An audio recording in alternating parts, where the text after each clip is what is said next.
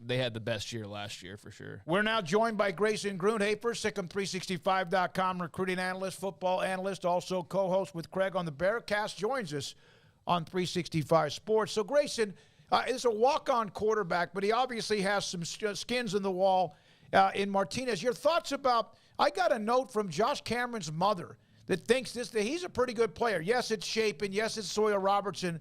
But your thoughts about who they ended up with in the quarterback room that was empty or almost empty just about a week or so ago? Absolutely. This was a really, really good pickup, I think, for this Baylor program. And this is a guy that they'd been talking to for a while. I know I had talked to RJ for a little bit earlier in the week, and, you know, he had kind of been trying to figure things out as far as his recruitment goes, because he had, you know, a couple offers from FCS schools such as Incarnate Word, which Incarnate Word's been putting up some crazy numbers at the quarterback position with Lindsey Scott and Cam Ward the last 3 years. So he had that offer. And then Louisiana Tech was his group of 5 offer, the FBS offer that he had as well. And instead of taking those, he decided to go try to walk on and compete at Baylor. And, you know, I think there's a few things that go into this. I think the first one is, you know, what you saw last year when Baylor decided to go with with Blake Shapen over Gary Bohannon. It showed kind of this trend by Baylor to play the guy that they feel like is the best.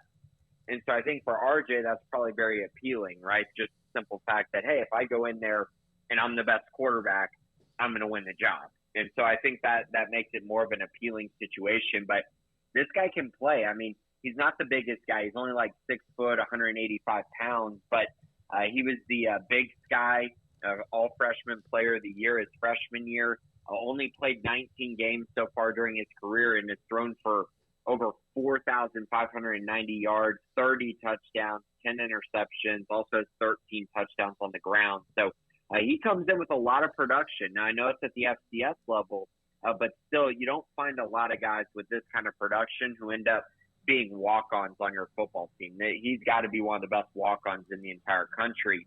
I mean, that's a great thing for Baylor. Grayson, how many scholarships do you think do you think there'll be more open after spring, or do you think that there is less fluid movement when that ends after all they've done here recently? So I think there's two things to that question, but the first part of it is, yes, I do think that there are going to be more guys who enter the transfer portal.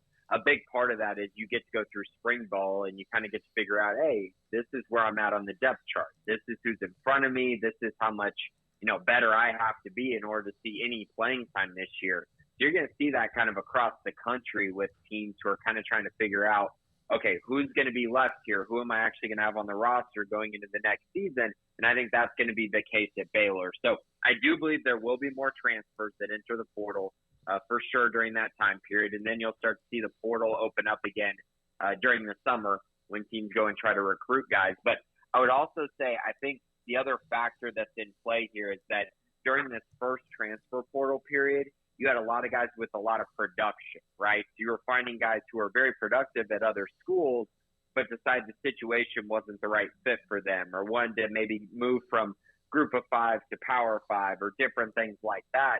This next transfer portal session is going to be more about, I think, finding guys who are depth pieces on certain rosters who you feel like can either be a really quality depth piece or a starter for your roster.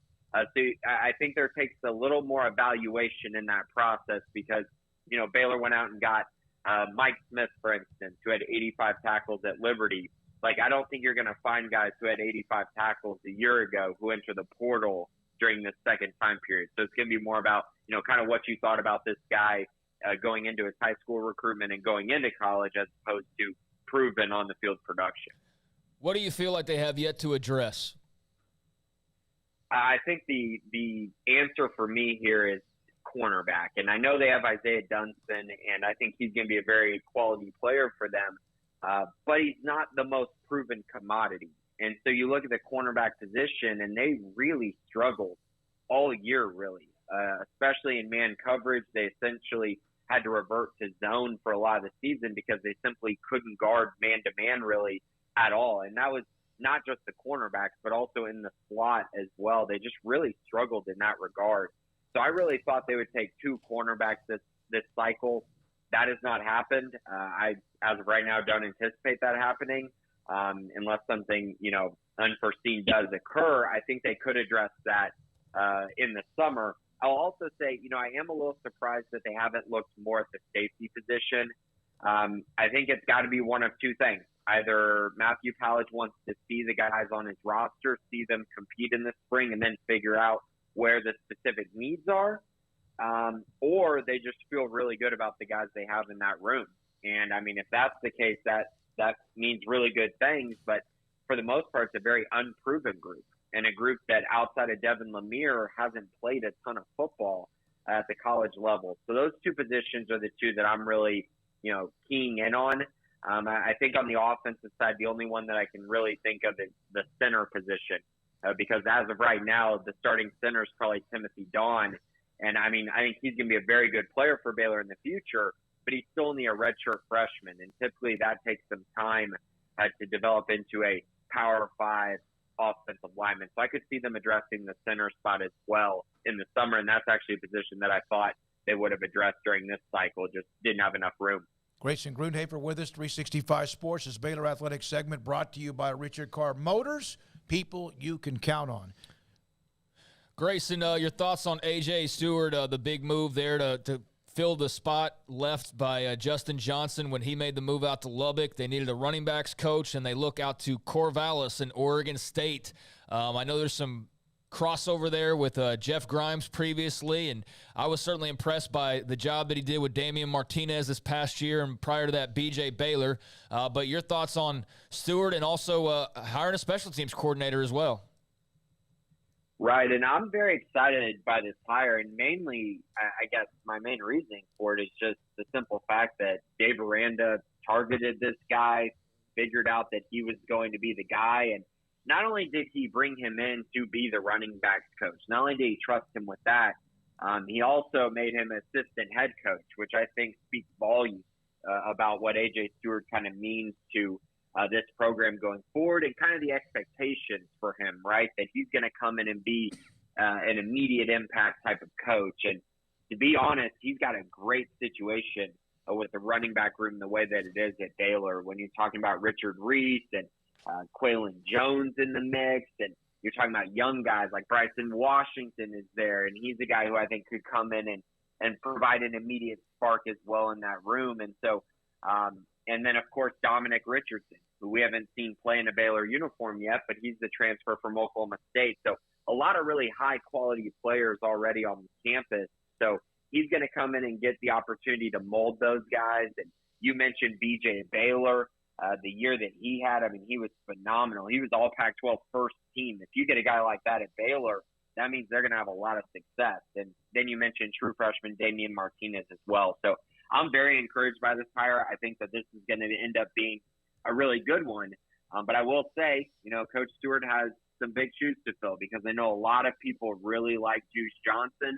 I was a big Juice Johnson guy as well. Felt like he did a great job during his time at Baylor.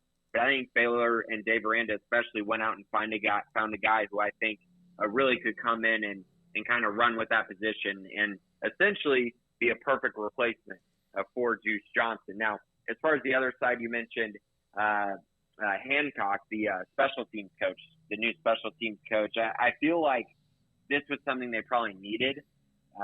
They really struggled last year, kicking and punting and just special teams in general. So I think addressing that with a guy that you really trust to come in and fix that situation, I think it speaks volumes to not only the emphasis that Dave Aranda wants to put on special teams, but also kind of maybe a position where they were lacking that they feel like they can really improve going into next year. So I found that to be a very interesting hire by Baylor. Grayson, do you think they'll do anything else at wide receiver? Good question. Coming into kind of that first transfer portal wave, I would have told you they were for sure going to take 2 wide receivers. Now, they ended up landing pretty much the top guy on the board with Ketron Jackson. So you filled a need, and you filled the need with a really high-quality guy. And so maybe they're sitting there thinking, okay, we got Ketron. went out and got Jake Roberts, who's a very high-quality tight end. So maybe they feel like that satisfies that need in the passing game. And that's potentially what happened. Or, maybe they decide to wait and see maybe what happens in the summer. See if there's a guy who really flashes in the portal, and maybe you go land that guy. Or maybe during the spring, someone really takes a huge step on the Baylor depth chart, and then you don't have to go and add someone. That's possible as well, because as we know, that position is filled with a lot of talent. It's just we keep talking about the talent, and a lot of times that talent hasn't translated, or the guys are too young in the room for it to translate. So maybe we'll hear news this spring, or we'll see it this spring, that, hey, guys like Javon Gibson or Armani Winfield have taken a huge jump, and therefore they don't really need to go out and get a transfer. I think either one of those things that I listed there could be kind of what's going on in that wide receiver room right now. Grayson, thank you. Last year they didn't bring anybody in at wide receiver because they felt like they wanted to give those in the program a chance to play, an opportunity to play, and it didn't quite work out that way, but it's another year for a lot of them. I think Winfield has a chance to be incredibly good. We'll see if that happens. Thanks for your time, Grayson Grundhoefer, 365 Sports, SicEm365 Radio Football and Recruiting Analyst. John Wilner, then we break. Pac-12 has fired 2 senior executives for failing to report overpayments by media distribution partner. We'll try to get more on that. I've got some stuff on it. I know. Yeah. I know you do, and we'll get into that as well. Paul threw us a text or a tweet or a quote on Amazon, the Pac-12, and much more, and he'll get more on that a little bit later on. But coming up, Max Olson, theathletic.com, yesterday put out an article on the transfer portal. What have we learned? A lot. And that is next on 365 Sports. Kickoff 2023.